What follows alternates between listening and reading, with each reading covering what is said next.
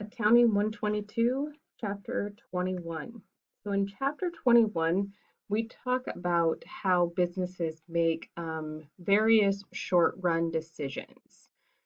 So these are different than our strategic plans or any long-run decisions we might make, which we'll be talking about in the next couple of chapters. So with short run decisions, we're usually trying to make just a quick decision using what we currently have available to meet the demands of a customer or just what our business is currently doing at the time. We're not looking to create a new market or create new demand or anything like that. So it's just a particular business decision. And when we look at costs on whether or not we should move forward with the decision, those costs are called relevant costs. So the specific decisions that we're going to make in this chapter, talk about in this chapter, are special orders, product mix decisions, make or buy decisions, and joint product decisions. When we're talking about relevant financial information, we have a wide variety of financial information available to us. So we have our historical information, our current information, and then any future information. Future revenues, future expenses, current revenues and expenses, and then our historical information. What we want to do is look at that information and decide whether it's relevant in our decision process. What is not relevant is any money we have already spent. So these are sunk costs. They're costs that can't be retrieved regardless of how we move forward with our decision. For example, if we're trying to decide if we want to make one product or another, and one of the pieces of information is given us is that we own this machine that we paid $2 million for. That is not a relevant cost because we already paid it. We're not going to recoup that money, and it's not going, that information is not going to change between our choices. So what is relevant? What is relevant is what any opportunity costs we have. So opportunity costs are the costs of not taking an option. What could we be giving up? What's our opportunity? Incremental revenues and costs, and incrementals and revenues and costs are what are the differences in costs and revenues between the different alternatives?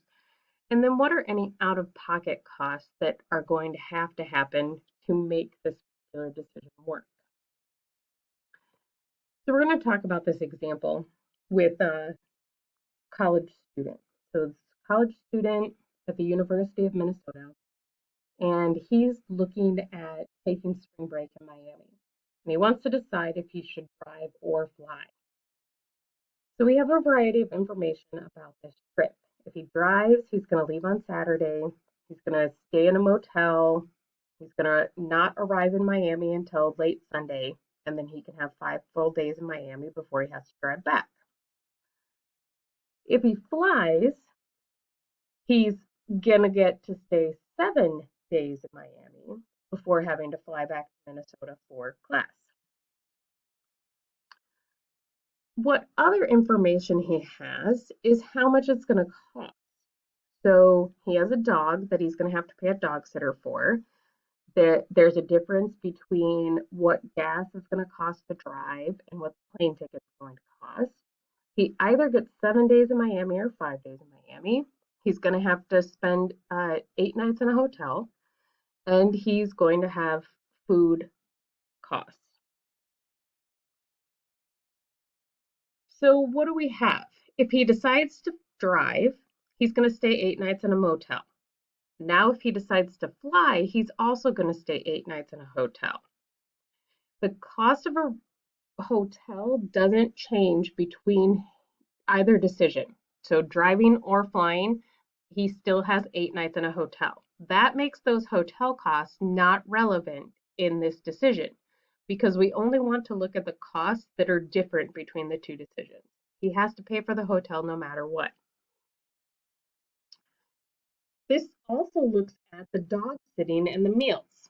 He's paying the same costs regardless of if he flies or drives. So dog sitting and meals are not relevant to this decision.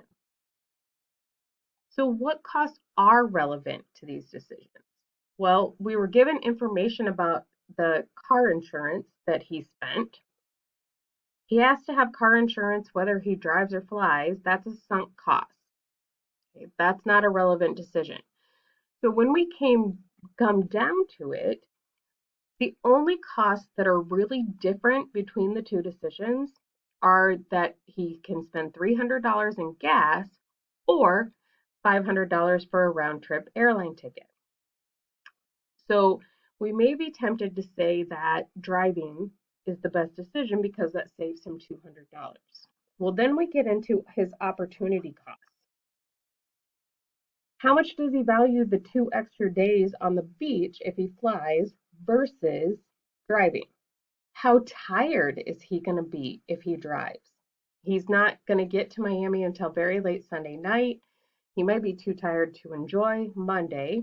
The same thing with getting back to Minnesota very late the following Sunday night. He might not be in the best shape for classes. How much wear and tear on his car? What if his car breaks down halfway? Which mode of transportation is the safest? So we have to think about all of these other things when we're making that decision. It's not just financial decisions. We need to think about the other non-financial factors. So when we're trying to make a business decision, when we're looking at that relevant information, it's not always easy to decide what is the relevant information. So we need to understand both the quantitative numerical information and the qualitative non-financial information. We need to know if there are any legal issues with our decisions, if we have any ethical concerns in our decisions. We need to know the difference between fact and opinion. We can feel very strongly about things, but we want to make sure that we're just looking at the specific facts and not making decisions based on our feelings. Now we're going to look at an example with a ketchup company. So they're closed for a labor strike. So during the strike, they're incurring costs of $15,000 per week for utilities, interest, and salaries of non-striking employees. A film company has offered to rent their factory space for a week at a price of $10,000 to shoot some scenes of an action movie. If the factory is rented, the management estimates that it will cost about $2,000 to clean up those factory space before it's usable again. Is it profitable to rent the ketchup factory to the film company? So we look at this various information. We earn $10,000. We have expenses of $15,000 a week, and we would incur cleanup costs of $2,000 a week. Therefore, we would lose $7,000. However, we have to break this information down into what is relevant and not relevant about this particular decision. Okay. So when we look at this, the 15,000 exists whether we get money or not. Okay, so whether we rent the factory or not, we still have to pay that $15,000 in costs. So the relevant factors are the differences between the renting or not renting. These differences are called incremental costs and revenues. So let's look at that example again when we break out the differences between not renting and renting. So here we have now reject the offer or accept the offer. So if we reject the offer, we still have the $15,000 in weekly expenses.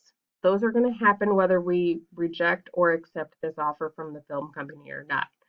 However, accepting the offer gives us $10,000 in revenue that we would not have earned by rejecting the offer. We do have an additional $2,000 in costs if we rent for the week, but we still make money off of this decision. Just because we don't make money for the week doesn't mean that this particular decision doesn't bring in revenues, because it's bringing in $8,000 of revenue that we would not have gotten without making this decision.